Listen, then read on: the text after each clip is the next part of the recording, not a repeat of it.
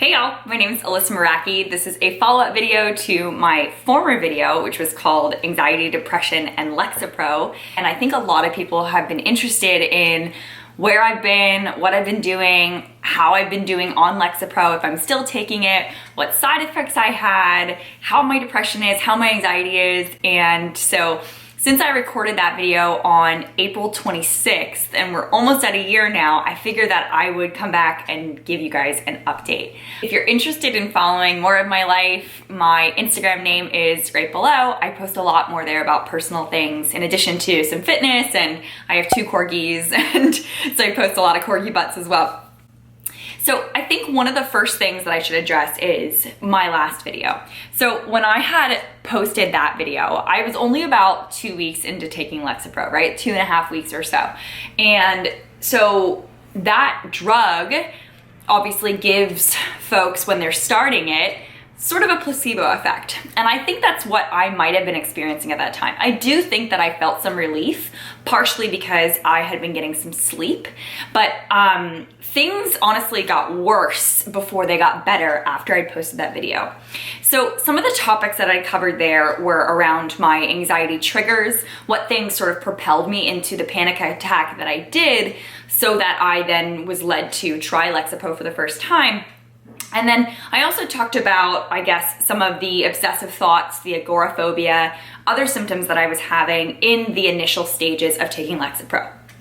I will say that it probably took about 3 months for me to genuinely feel like Lexapro kicked in and was doing wonders for me.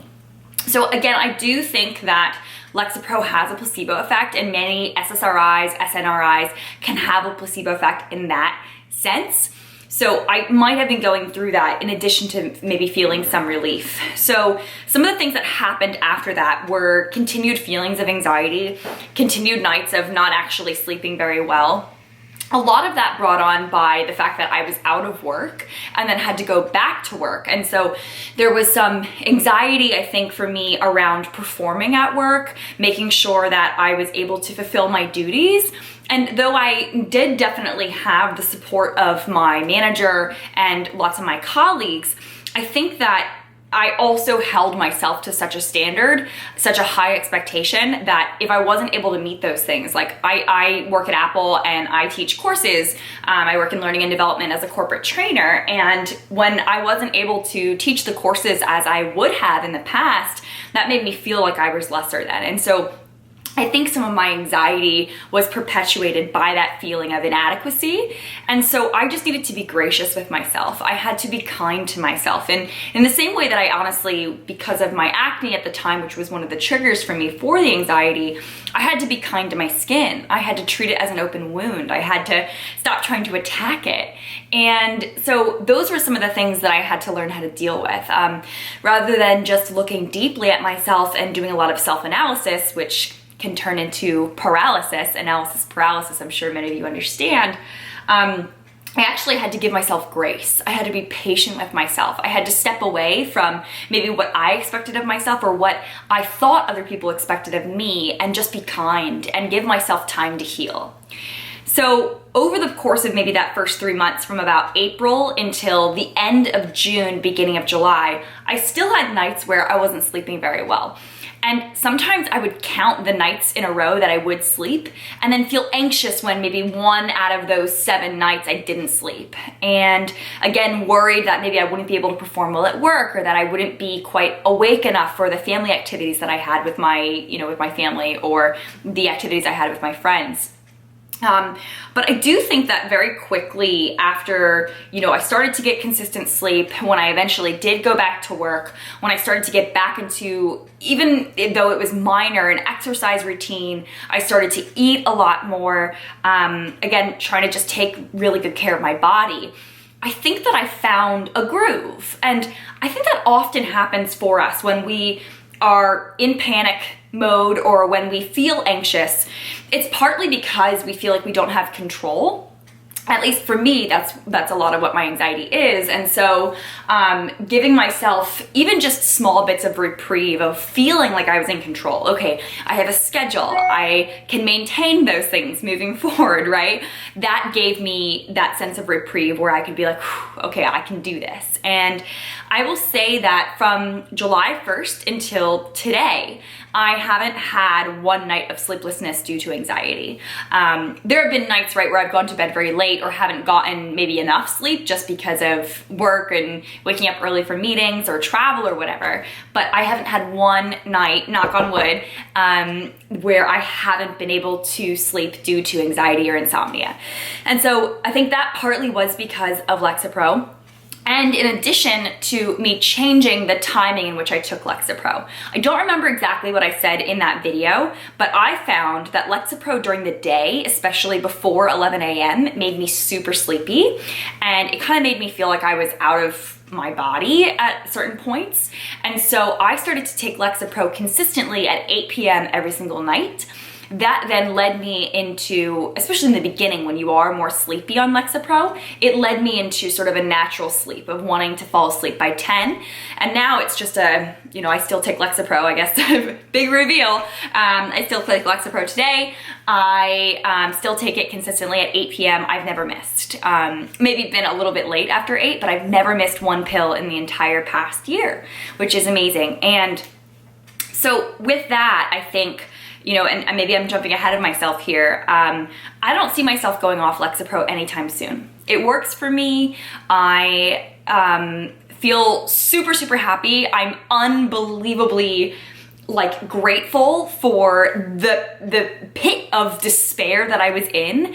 I am so thankful for the friends and family that rallied around me in that awful period of my life. I'm so glad that I had those experiences so that I can share them with you, so that I can share them with other people. I don't ever think that anxiety will go away. I just know how to better manage it. And so let me go to my questions. I had some questions, and I think, let me just kind of reiterate maybe how I am now. So as I said, I am overjoyed. I'm exceptionally happy. I am so full of life. You might see a difference maybe in the energy I'm bringing right now. I am passionate. I am fervent. I am back to myself. And in fact, I think I used to live up here all the time, beyond my means, sometimes feeling like I was drowning in my own sort of struggle for control. And I think it's not that Lexapro has changed my personality. Instead, what it is that I think I've just come down a bit. I don't have to be up here all the time.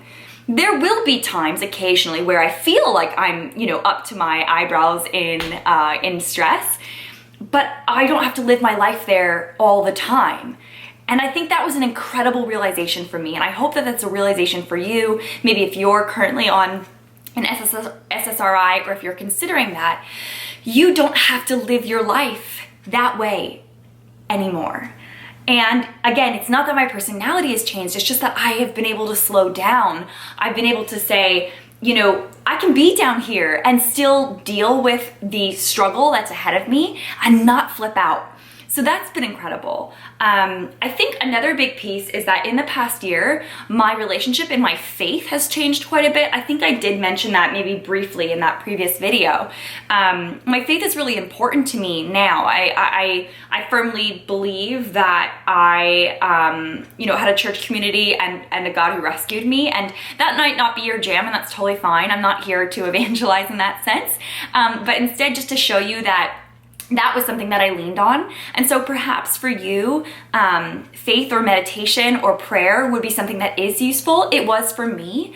And I just wanted to share that with you because for some people, that's where they have to draw upon, right? And that's totally fine if that's not for you. I just wanted to share that piece of my journey.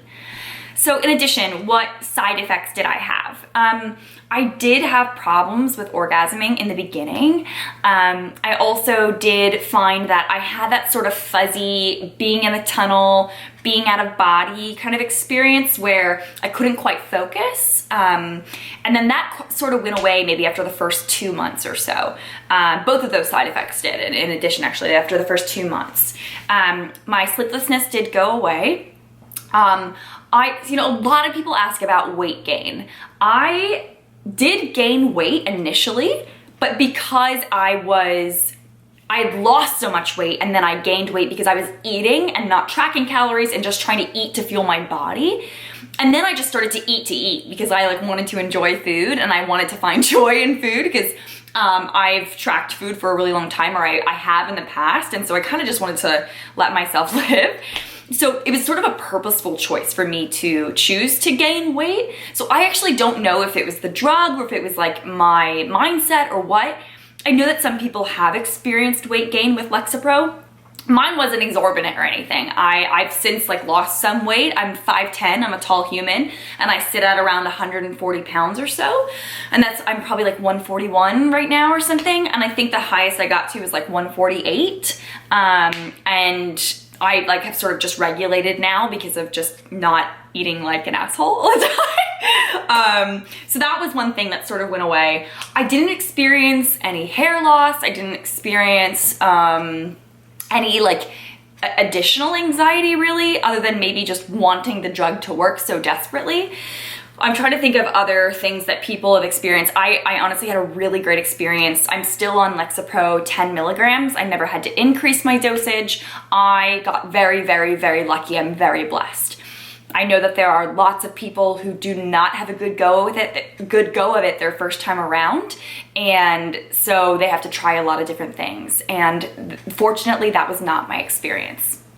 So some of the other things that I talked about in that former video was about friends and family and how you can aid or assist someone, a loved one in particular, that is going through symptoms of anxiety and depression. And the only other things that I would continue to kind of, double click on would be this idea of anxiety and depression not being something that you need to fix. And that was something that I was really lucky. I had family members who understood because they'd gone through similar experiences.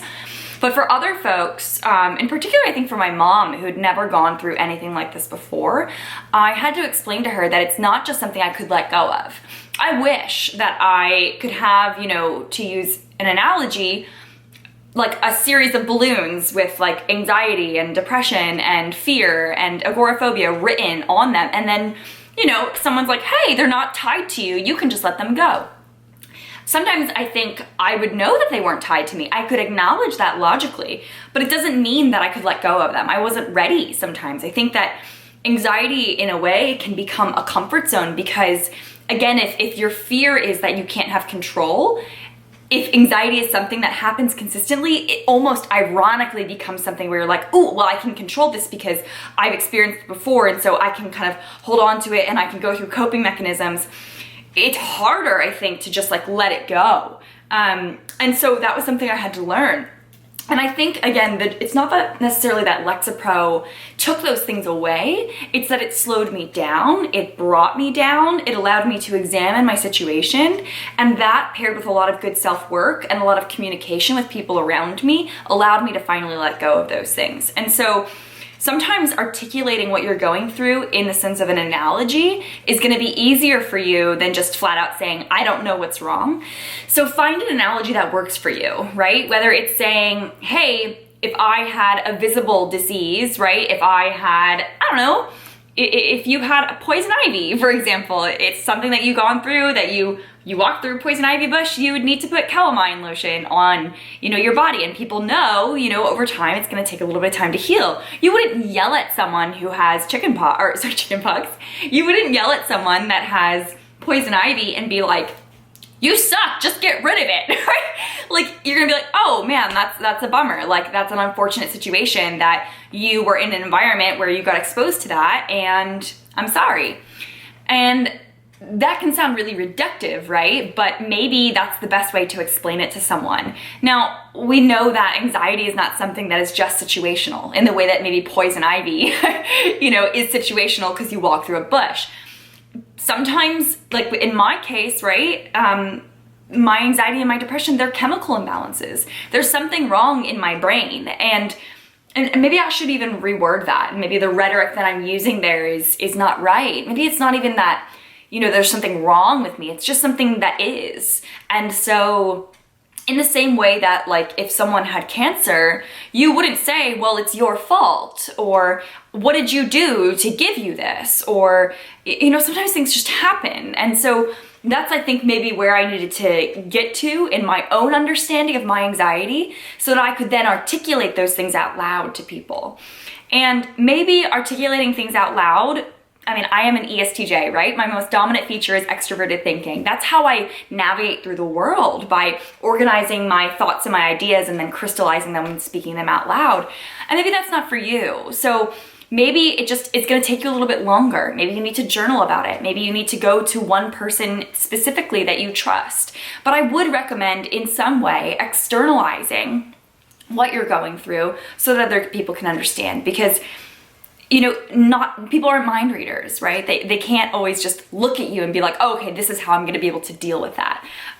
So it's a matter, I think, of stepping outside of something that maybe you're comfortable with and externalizing so that you can have the support that you need. And I don't want you to think that you have to bear the entire burden of educating people, but sometimes it does need to be a partnership, and that's okay. One of the most important things to me, and I just wanted to talk about this here because it was such an important thing in my life, and it still is I have a group of friends where we play Dungeons and Dragons together every single weekend, and we've been playing together for nearly 3 years. And that group of friends for me that was my lifeline. Having that consistent, you know, way to play games with people, to imagine, to, you know, be creative, to come up with characters, to build a world together. That was so beautiful to me and so important, and still is to this day. So again, my D&D crew, my G team, I'm so grateful for you. Thank you for everything that you did for me. I'm incredibly, incredibly grateful. One of the last things that I sort of mentioned in my video was about choosing to go back to work. And I mentioned that there was a therapist who told me, hey, you know what, you need to get up and you need to go back to work, you need to get into a sense of consistency. Looking back now, I think I was desperate for someone to give me something to do, and that probably wasn't the best idea. I went back to work and I still wasn't quite ready, and I sort of regret doing so. I should have taken maybe some more time for myself. I guess everything that you do in your life leads you to where you are today, so it probably was a good thing because I feel great now. But maybe if I could have changed something slightly, it would have been that I would have taken a little bit more time off of work and listened to myself. And it goes back to what I was saying much earlier around being patient with myself, giving myself grace. I didn't need to behave in a way that was just what someone else, even a licensed professional, told me I should have been doing. But with that said, I don't want to write off all therapists. I think that therapy is extremely important. And one of the best things that I've chosen to do is not just go to individual therapy, but now my husband and I go to couples therapy together. Not because we're having marital problems or anything like that. Quite the contrary. I actually think that couples therapy has been something for us that's been incredibly important, and it's allowed us to understand one another so much better. I think, and then I act, and then I feel much later, whereas my husband feels and then acts and then thinks about it much later. So we kind of go the opposite direction. And so couples therapy has been a way for him to not just understand from my perspective where my anxiety stems from in terms of control and in terms of wanting to move about and navigate through a world that makes sense to me, but also it's just brought us closer in terms of us being able to share stories and to unpack our thinking. And so whether you choose to do, you know, individual therapy to support your anxiety or your depression, or couples therapy so that your partner can be in the room with you to hear you kind of walk through your thought process, I would really recommend it if you have access to that. So it reminds me of like a fitness analogy, right? Where you perhaps in the past might have learned poor deadlift form or poor squat form.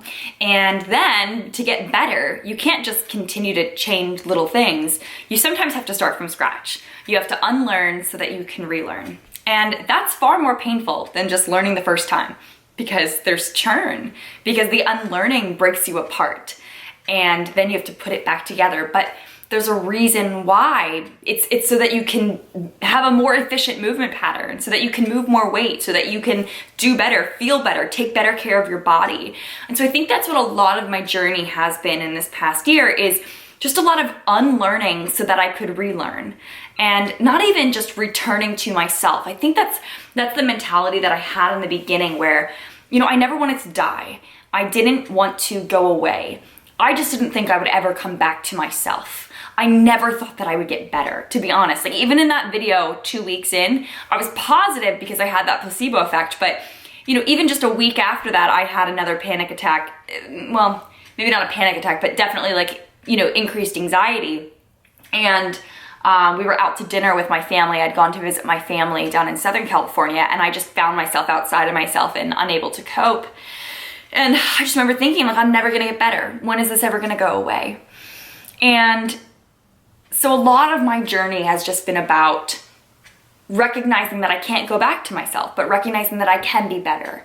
So unlearning the things that I had taught myself about who I was, even, right? I think that's a really interesting idea, that I thought I knew who I was, and who you are might be at your core values might be the same, but the experiences that you have shape you, and you can see someone different reflected in the mirror based upon how well you take care of yourself and how well you advocate for yourself. And so that's what I've been trying to do, is to see myself in a new light, to be gracious with myself, to be kind to myself, to treat myself as a lover would treat me. And I was very fortunate to have a lover who treated me so kind in those moments.